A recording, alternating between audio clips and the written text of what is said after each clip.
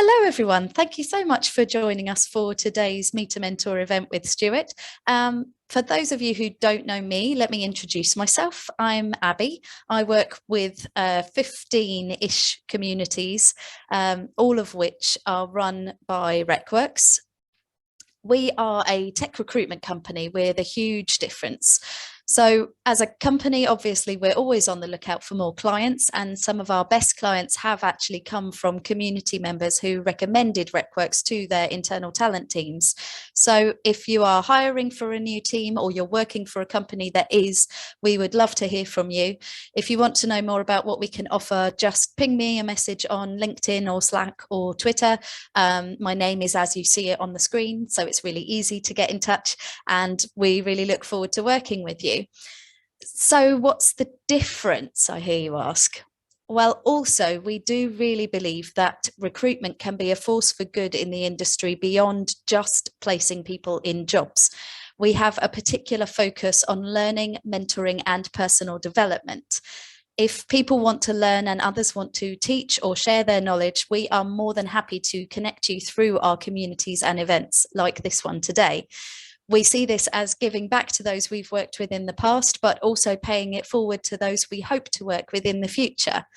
In 2022, through our Meet a Mentor community, we actually made 4,000 introductions, and we're really excited about that. And we're looking forward to making our 5,000th introduction through that community.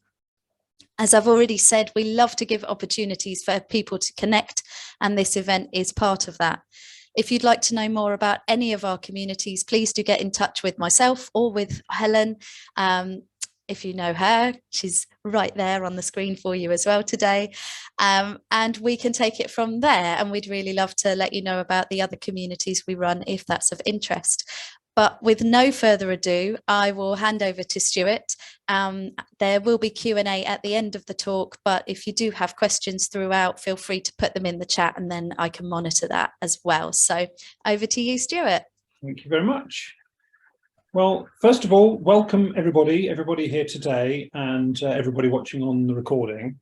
And yeah, just as a reminder, this will be recorded. So as the title suggests, this presentation is for anyone who is either already a software startup or who's thinking about becoming a software startup founder. And it's going to be a mix of some practical steps and tasks, but also a few mindset tips as well, because being a founder isn't easy, and it requires, you know, the right mindset, but it is achievable. So I'm going to cover these, but not in too much detail. We don't have too much time today, and I'd rather leave time for questions and answers, you know, with your specific questions. And I can always dive in a bit deeper if you want to in any particular area. And I went to a presentation a couple of days ago, and it was 2 hours long, telling me something that I could have been told in 10 minutes. So I'm not going to do that to you today. I'll go through quickly. You can watch the recording if I go too quickly. And ask questions, as I said. So firstly, before I introduce myself, if you could pop in the chat, and I'll have a look at this as well, but pop in the chat who you are, a little bit about yourself. You know, are you a prospective founder, or are you already a founder? What stage are you at? Do you have an idea yet or not? You know, what are you looking for out of this call? Any questions you've got? Anything you want to put about yourself in the chat so that we can get to know each other, and I'll have a look at that. I'll have a look at that as we go along. So feel free to do that. And while you're doing that, I will introduce myself. So my name is Stuart Prestedge. As you can see, I'm a technology advisor and software startup coach. Now, what does that mean? That basically means that I help startup founders right the way through from idea all the way through to launch, and then sometimes right the way through to exit as well. But I more focus on pre-launch startups and founders. And I help with anything technology related, and some things business related, and some things mindset related.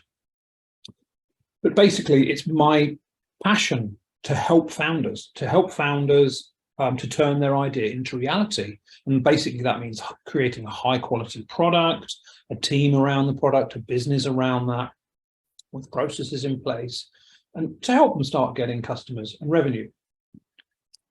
Now, I've been a software startup founder for, I hate to say it, it'll be 35 years this year.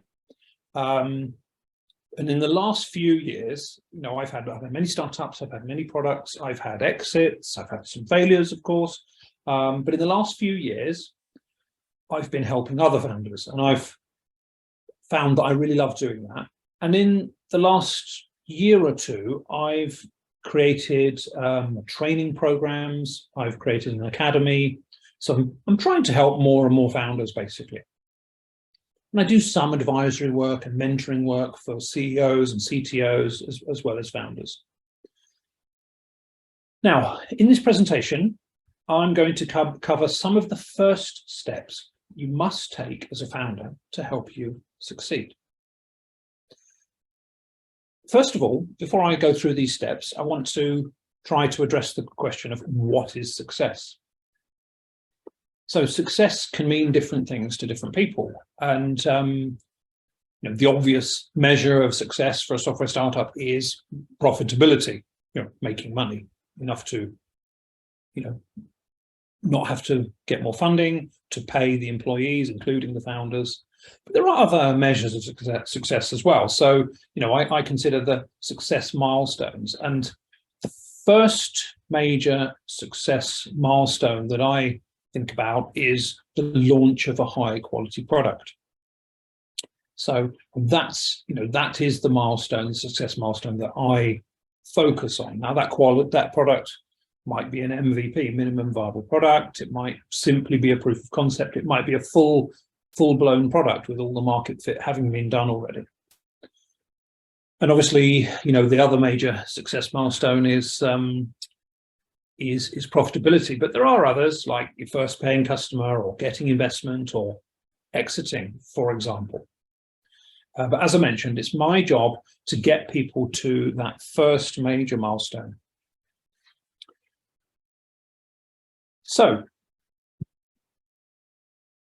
what are the first steps to success? I hear you ask. Okay, so the first not really step, but the first thing to consider is what to do if you're in an existing contract. Now, some people who want to start a startup already have a job or a contract, or more than one contract sometimes. Now, of course, they can quit their job, terminate the contract, start the startup, but I advise not doing that straight away. I advise taking a breath, and there is a lot that you can do whilst you're still in the contract. Now, obviously, you need to check the contract. You need to check that what you're allowed to do. So some contracts say that you're not allowed to create any IP, or at least any IP that you do create is owned by the person you have a contract with, especially if you're employed, for example, by another software company.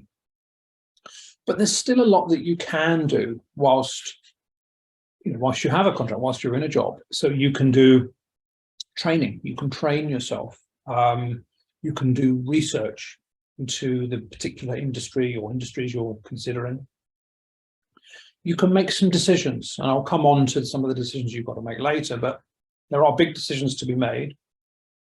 There are pros and cons of those decisions and lots of thinking to do before making them. So you can start doing this, but also you can start networking and joining communities. And the fact that you're here today, the fact that you're watching the recording means you're already doing that, which is great, because there are many benefits to networking and communities. And it's not just about sales of your product. It's about getting ideas, finding people to work with, lots of benefits, motivation, accountability. Again, it's not just the practical things, it's some of the sort of more personal things as well, mindset things. So these are things you can do, some of the things you can do if you're still in a contract. So the next sort of major step towards success, initial step, is your market research. Now, you can't do too much market research, in my opinion, and that doesn't mean doing it forever and doing nothing else, but the more that you know about the industry that you're thinking of going into, the problems that you're looking to solve in that industry, the potential competitors that you might be competing against, the customers, potential customers in that industry, the more you can know, the better position you'll be in. Now, when it comes to competitors, you need to understand who they are. What are their benefits to their customers? What's their marketing strategy? What USP, unique selling points, do they have? And the more you can understand that and compare that, the more you can hone in what it is you're going to focus on. And your product needs to solve at least one problem, but it needs to also have at least one USP, one reason why customers would buy your product instead of your competitors.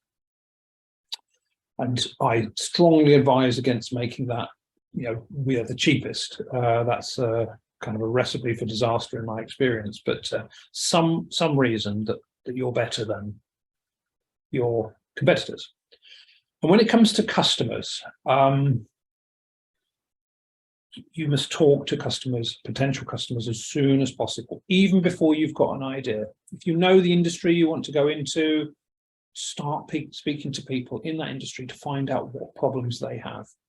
And I meet lots of founders that put this off and don't know how to do this, don't want to do this. It's simply a case of reaching out, for example, on LinkedIn, and just arranging a 10-15-minute call. People love to talk to other people, love to help, love to say what their problems are.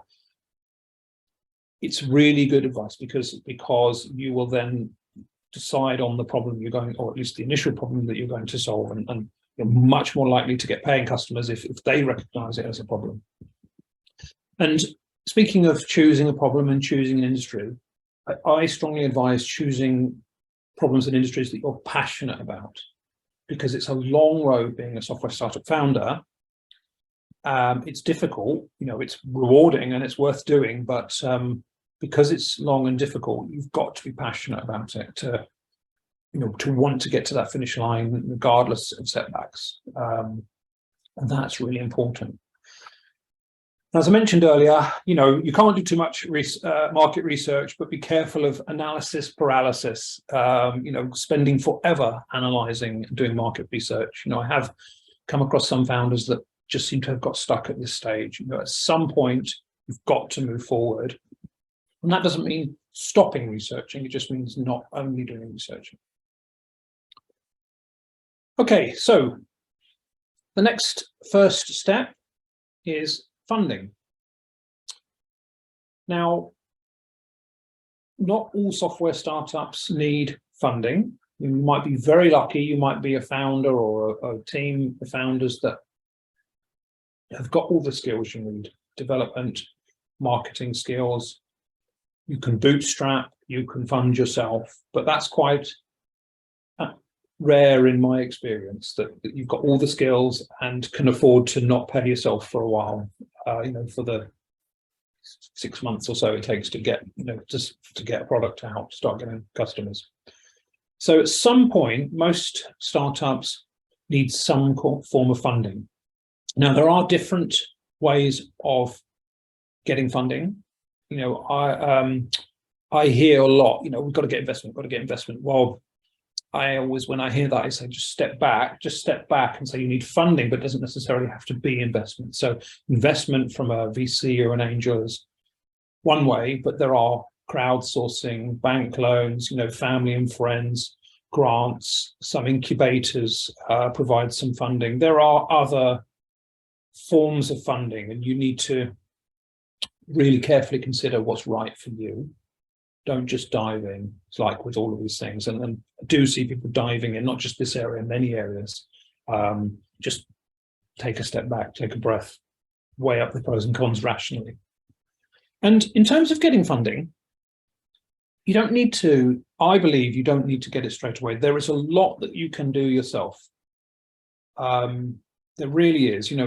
If you do the proper training or get the proper advice, or just try things yourself. There's a lot you can do before you need funding, and the more you do, the less funding you might need, because you won't need to pay someone to do the work. But also you'll have shown credibility. If you're getting investment from a company, you've shown credibility that you're able to do this and you're able to do things properly and you know what to do, etc. So you're showing credibility, so more likely to get funding, and possibly either need to get less funding or give away less equity, because you increase the value of your company because you've done a lot of the work.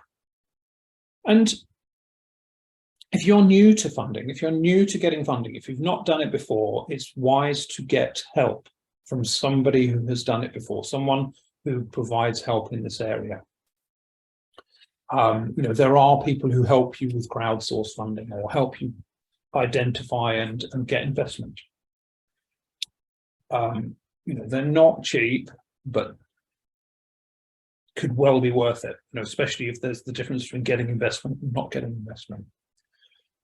And if you are going for investment, it's really important to, either on your own or with the help that you get, to pick the right investors to approach. Different investors invest in different industries and regions, different stages of company,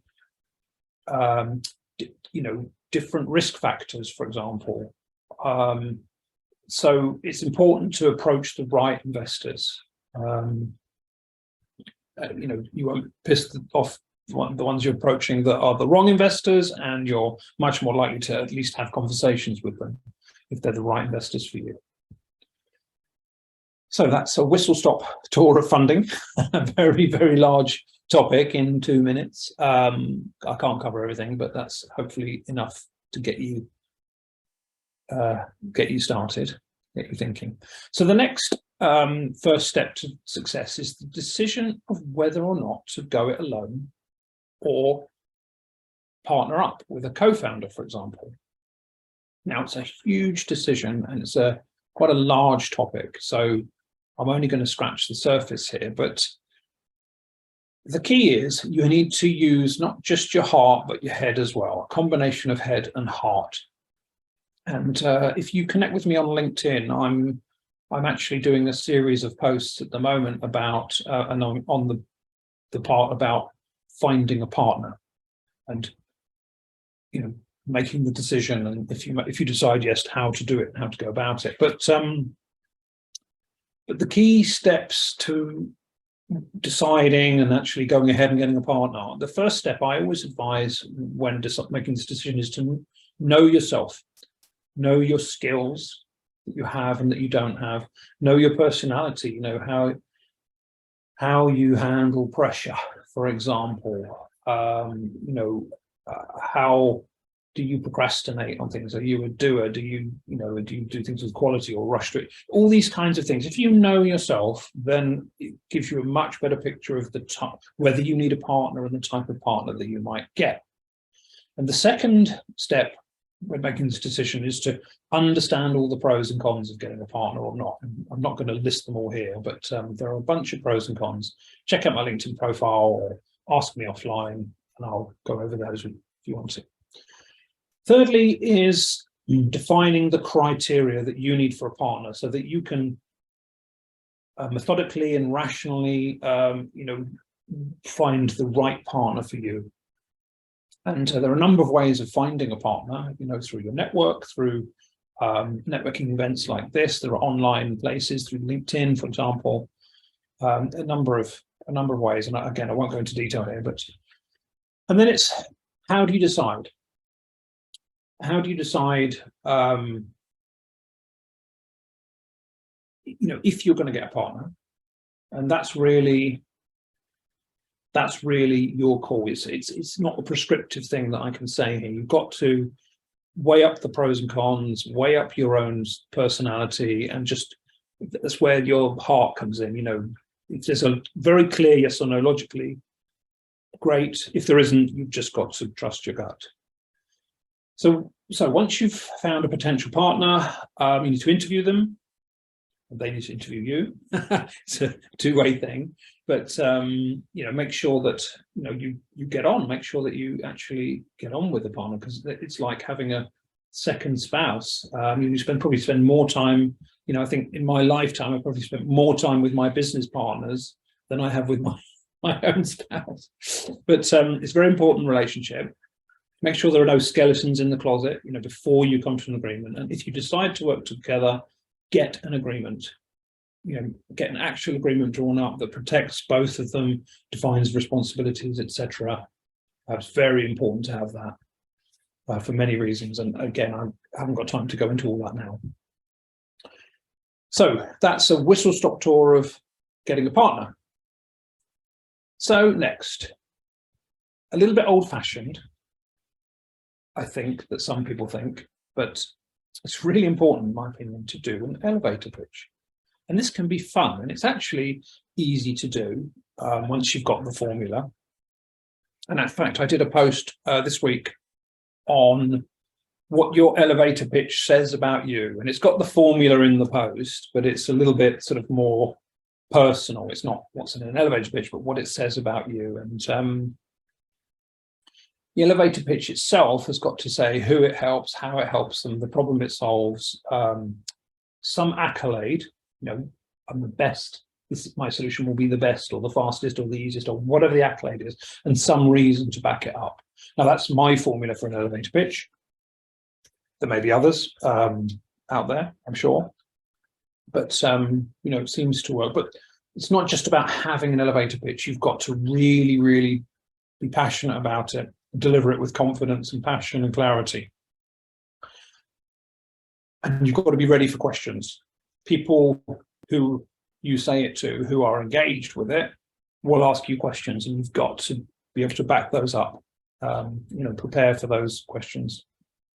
There's no point coming across really confident with your elevator pitch and then only to and ah and give a non-confident answer in the follow-up question. So that's elevator pitch. So next comes legal advice. Now, at some point, you will need legal advice. Now, I'm not a lawyer, and I have to say this, nothing I say is legal advice. So please bear that in mind. But I believe, at some point, unless you're very experienced, you will need legal advice. And there are many reasons for this, and I'll come on to that in a minute. But typically, when you approach a lawyer, you get a free session, and as long as you prepare for it, be prepared, you can then get the most out of that free session. So before you have to pay out a fortune, you can start going with it, getting legal advice.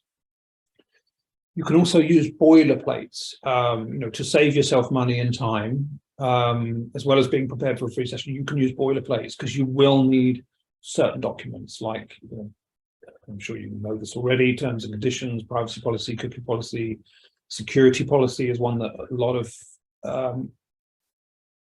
inexperienced founders miss out. It's really important, especially if you're getting investment or want to do an exit in the future. You have to get that in early. Your company's security policy, non-disclosure agreements, partnership agreements. There are a number of legal documents you need.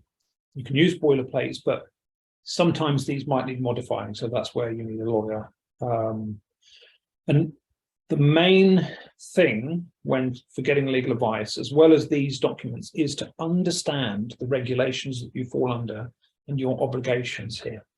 So there'll be obligations on your business, obligations on your software and your technology, and that will actually define the design of your software in certain places. The functional and non-functional requirements will be affected by that. So you really need to understand those regulations. Now, for example, you'll almost certainly be under GDPR, PCI, maybe if you're dealing with money. If you're in the fintech or the health tech industry, for example, there'll be regulations. Your jurisdiction.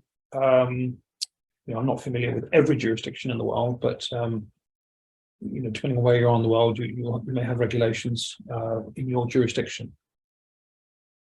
But the idea is, when you speak to your lawyer, go prepared. Be very, very, very prepared as to what questions you need answers to, and try to be as efficient as possible when speaking to them, because lawyers are expensive.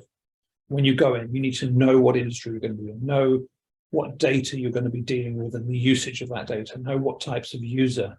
For example, if you're dealing with minors, you're going to have different obligations, or additional obligations, I should say. But in summary, you will almost certainly need legal advice, so prepare for that. And an important one here is to make a plan of action. If you have a plan of action from the start, keep it up to date, keep referring to it. It will evolve. It will start out with gaps and some vague things in there, but just keep evolving it, keep up to date. You'll always have a clear pathway as to where you're going, what you need to do, and that's much more likely then to keep you on track, because there are many, many, many tasks as a software startup founder, many distractions, and it's hard to see the wood for the trees sometimes, but having a plan of action allows you to keep moving forward towards your goal. So the next step to success is documentation. Now, at this point, if I could see your faces, I'm sure you'd either be rolling your eyes or falling asleep. Many people switch off when I mention the word documentation, and they find it very tedious, some people, but it's so, so important. You need it. It used to be documentation was an afterthought, or companies didn't do it. I think more and more people now are realizing, what I've been shouting from the rooftops for years. You need documentation. And if you can get this in order before you start the development phase, or even the design phase, this is going to be a huge plus. Now, you can do this yourself, with the right information, the right training, the right help. You can do this completely yourself, with a little bit of help. But even if you feel you can't, you should make a start here. You should start doing this, because it starts to fill in the gaps, identify the questions that need answering, and you need the documentation, especially the technical requirements. You need that documentation for many reasons. For your designers will need, the developers will need it. Obviously, sometimes investors want to see if you've got this, because that, as I mentioned, I think increases your credibility. It shows that you know what you're doing. You've got a clear idea of how you're going to do it. And increases the value of your company, because it's a value. You create a full requirements document. That's a valuable piece of IP, intellectual property. That is it's like the cornerstone of a bridge between all the ideas and the actual implementation. So that's really important. Some customers like to see this documentation sometimes, especially enterprise customers of banks, or whatever, if you're selling to those. And if you're exiting, having a due diligence, if you have a technical due diligence, which some investors might need, or certainly when you're exiting, that's needed, this stuff is needed, and the sooner you can do it, the better. And the kinds of documentation that you can do yourself and you should be doing are things like, be organized, create a document register, for example, have a question register, understand what the decisions that need to be made and the unanswered questions are, so that you can fill in the gaps, so that those decisions aren't rushed later on when you're in the middle of development. Create an overview of your product, which is like an expanded elevator pitch, because people will ask you to give me an overview of a product. And I won't go into detail of what's in there, but it's a one-page expansion of your elevator pitch. Sounds silly, but a glossary. A document that says what the concepts are, and out of that, a glossary. I have seen actual money wasted, time wasted, real, major issues happen simply by virtue of miscommunication of terminology. I mean, it sounds silly, but I've seen it happen. Define the users of your system and the organizations and the permissions and the roles that are within that, and the security of define that in a document, and then everybody's clear on that. And there are many more. What platforms you're going to use, what milestones, the type of notifications you're going to have, user stories, that kind of thing. But that evolves as the design evolves. But ultimately, you want to create a technology requirements document, which, as I said, that's the cornerstone from all the thinking through to the implementation. Okay, so yeah, that was a rush through documents, and there are more things. There are more steps. I'm not going to list them all here, but I've got some hints.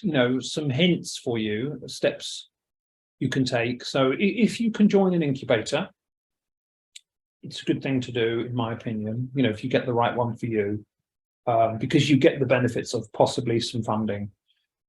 Community, you get the community. Hopefully you will get some advice in certain areas to give you more deeper advice in some of these areas I've mentioned. So join an incubator if you can. And as I mentioned before, if you can't join an incubator, join other communities and do some networking. And a very common problem that I see that you should avoid is, if you're non-technical, don't start off by approaching developers. Non-technical founders do this way too early, almost always. And the many disadvantages to approaching too early, and many advantages to doing a lot of the work, preparing, and then properly understanding your criteria and approaching the right developers. Because then you're more likely to have a developer that can meet your needs, and the quote they'll give you, if you're outsourcing, of course, the quote they'll give you will be more accurate, because you'll have defined your requirements.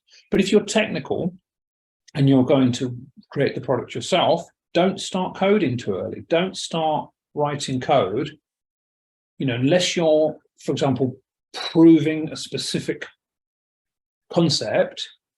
Don't start creating the real product until you've done this as well, because a lot of the time you put in will be wasted, because you'll be evolving your thinking until you get to your first requirements document. And the requirements aren't set in stone; they can evolve, of course. But do that before starting coding. So they're the practical steps. Some of the practical steps, first steps you would take. And now I just want to really briefly. So yeah, actually, before I continue, Abby, were there any questions on those first? I haven't had any come through on the chat, but I have thought of one myself. Oh, there you go. I've got one in the chat as well. So I will start with that one because it's much. So do you find there is a minimum amount of experience that startup founders tend to have? Nathan says, in my limited experience, it seems that most of them have 3 to 5 years minimum, but I'm curious to see what your thinking is. It depends what you mean by experience. Do you mean experience with startups of their own, or experience working for a startup, or just experience after university working for as a developer? As a developer, with no business experience potentially. I believe, and I'll come on. Actually, the mindset kind of covers this a little bit, but I believe anybody can be a software startup founder with any amount of experience.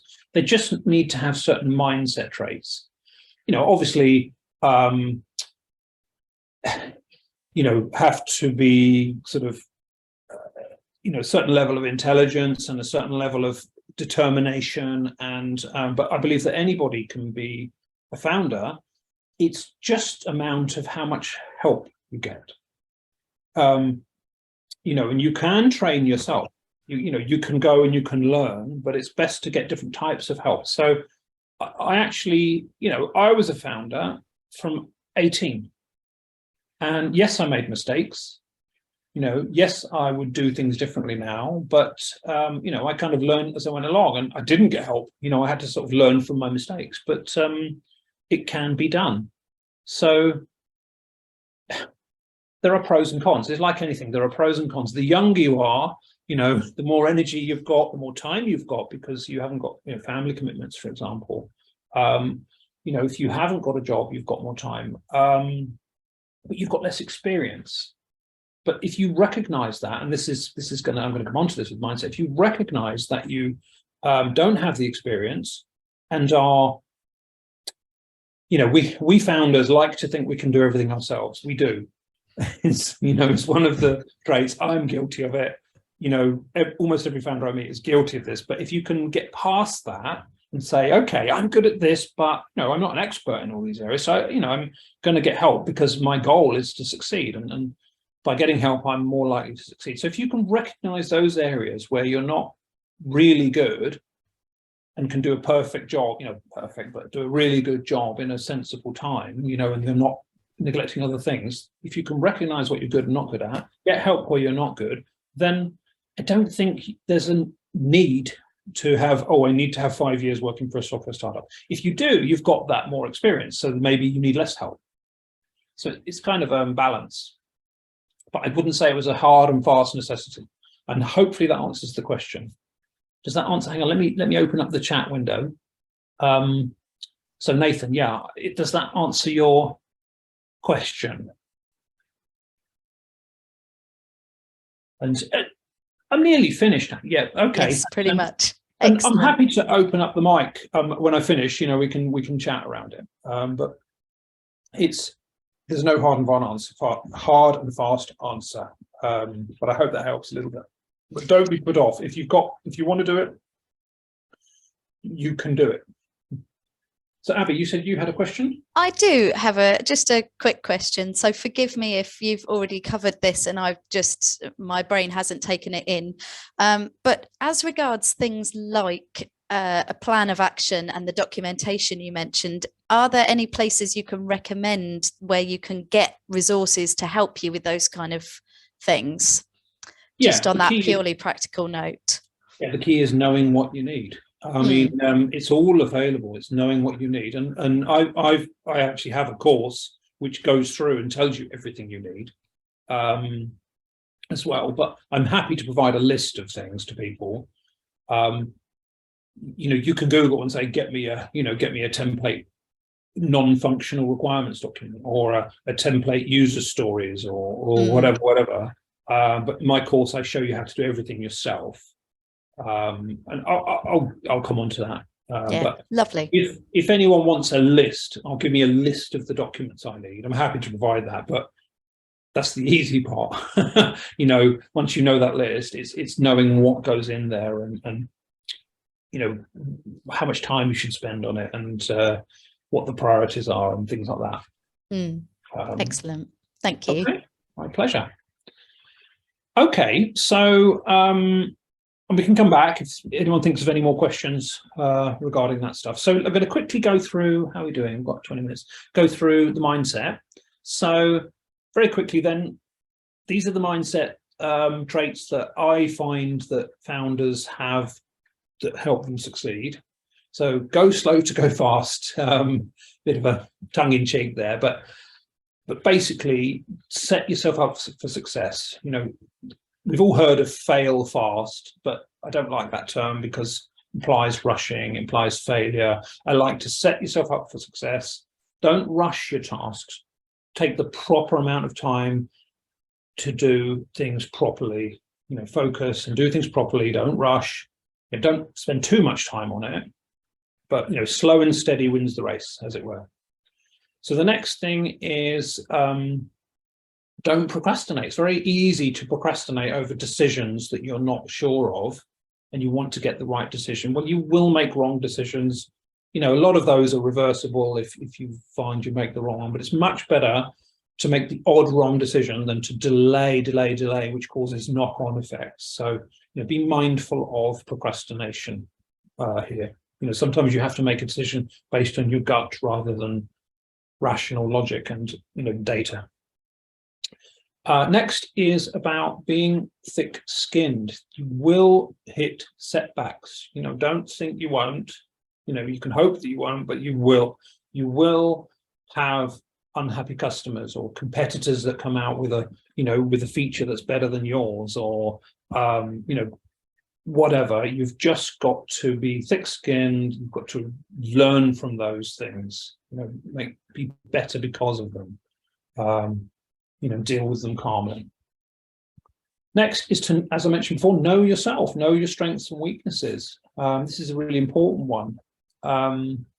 You know, and I actually see it as a strength when a founder knows what they're good at, not good at, and is, you know, it's a wise founder that gets the help in the areas they're not good at. And those are the people who succeed.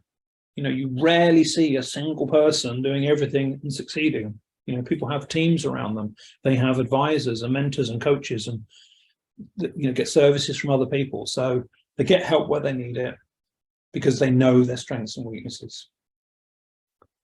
Persistence, don't give up. You know, you need to be of that mindset of, I will not give up, I will not give up. Be persistent. And then finally, this one's a bit of a contradictory one. I've said before, you can do things yourself and you should do things yourself, but also get help. So you've got to be really sensible about the balance. You know, you can do a lot of things yourself, even if you do it to understand what needs doing, even if the quality isn't good and you recognize that, and then you have it redone by an expert. You know, wireframes, for example. You know, I'm no designer.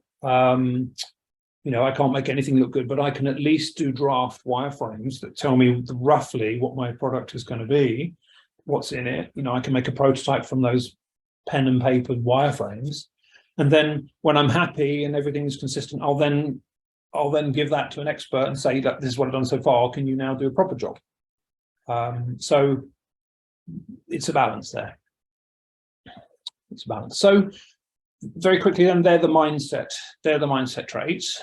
And that's a whistle-stop tour of the first steps to success.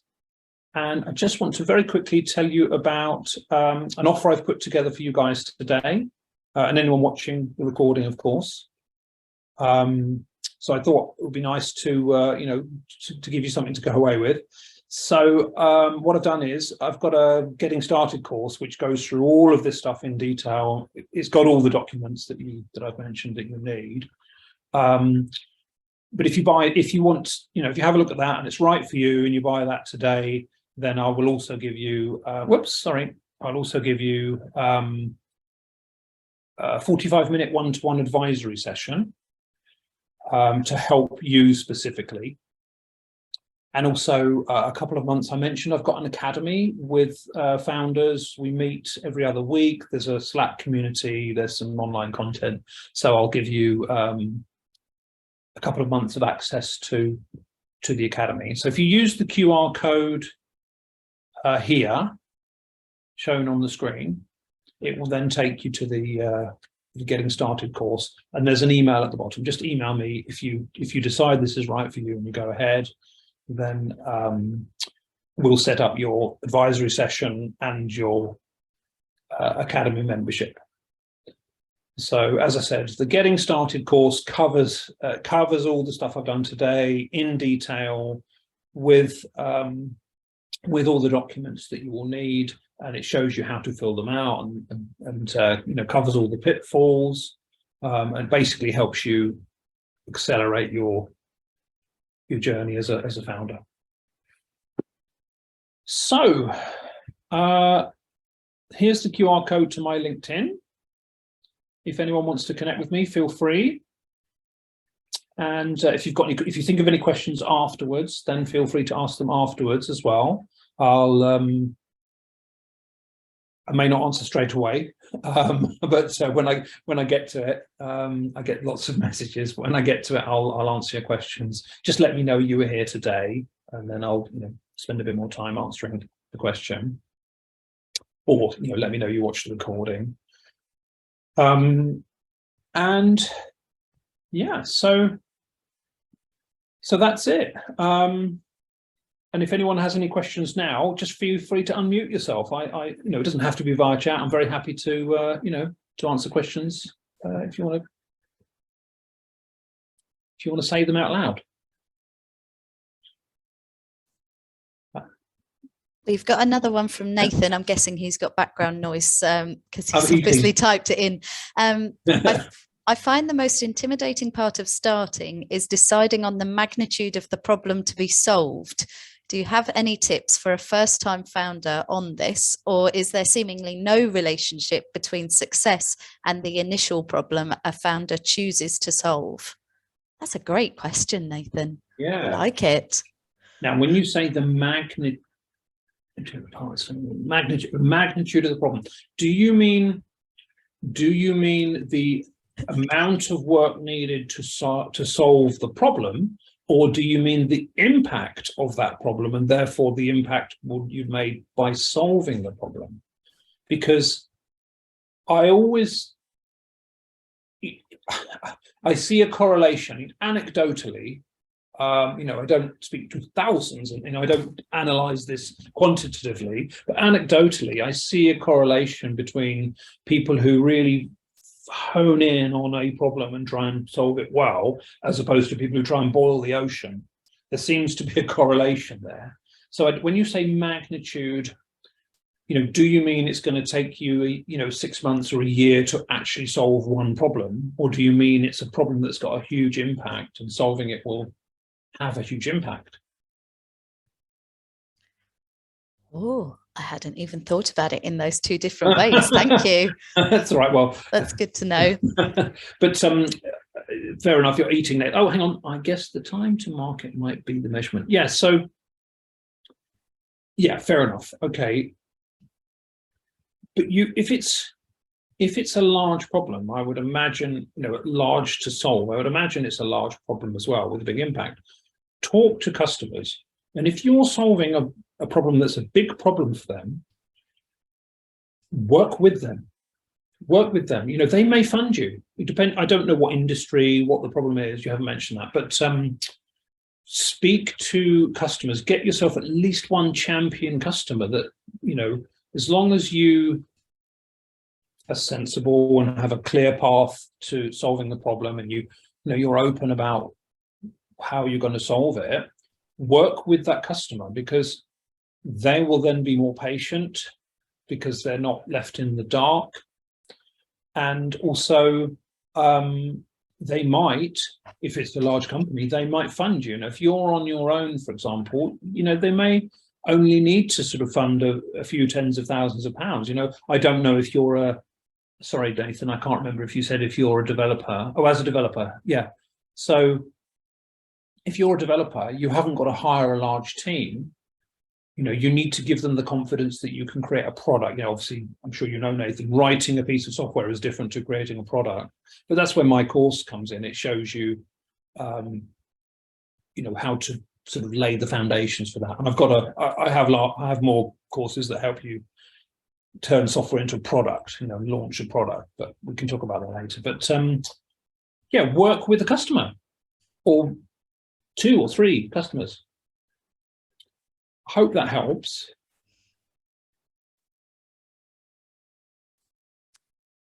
Yes, that's great. Thank you. You're welcome. You're that's welcome. what he said. Yeah. I just have another question, Stuart, so obviously you've got the mindset. It's good to have your mindset pieces in place. So you're like, right, I know what I want to do. I know that I really want to do this. It's going to work. So obviously you did say earlier, don't code before you've got your documentation in place, because you're just potentially wasting time because you might get turned down on your proposals. So is there a specific order that you should do your documentation in before you then start your coding process? Like I believe so. Yeah. I believe so. And I've created a methodology. I've taken my 35 years of successes and failures and helping other people and their successes and failures and boiled that into a methodology. And the Getting Started course actually covers the first 2 modules of that methodology. And the documentation piece helps you to, as I mentioned, the technical requirements document is like your cornerstone.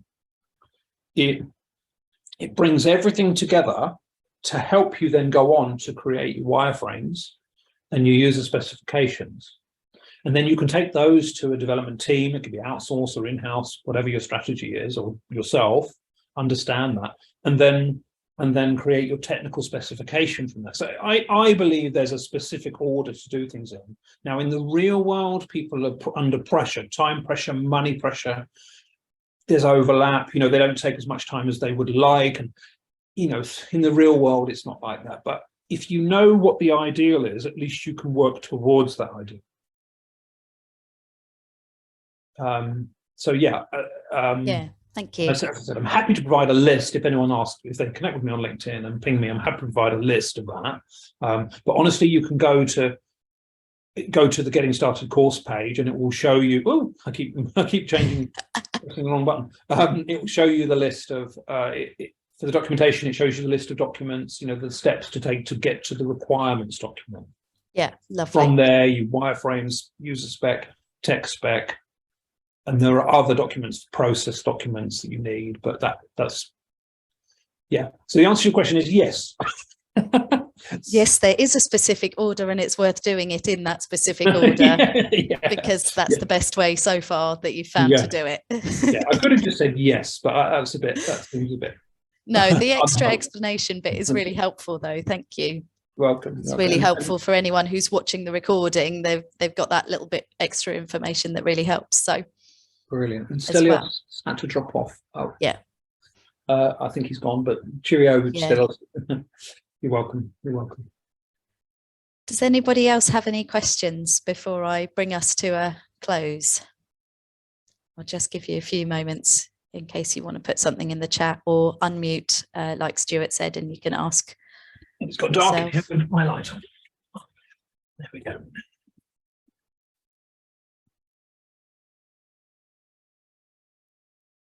Okay, I'm going to take that as a no. I think you've answered all the questions we've had today. So all that's left for me to say is thank you so much, Stuart, for coming and presenting to us, sharing some of what you know, and giving us this great limited time offer as well. That's excellent, and I'm sure some people will be taking you up on that too. So thank you so much for your time and effort for today. And thank you everybody else for joining us today as well. It's been really great to see you all. And we look forward to seeing you at our next event soon. Take care. Have a great time. Thanks for joining. Take care. Bye. Bye.